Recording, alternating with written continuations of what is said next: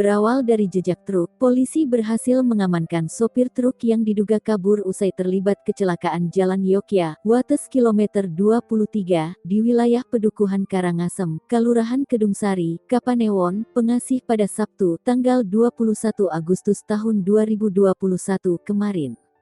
Satu orang berinisial P tewas dalam kecelakaan itu. P juga diketahui merupakan anggota Satuan Brimob Polda Daerah Istimewa Yogyakarta, DIY. Jeffrey menjelaskan, kecelakaan itu berawal saat P yang mengendarai sepeda motor Honda Supra 125 warna hitam merah melaju searah dengan truk.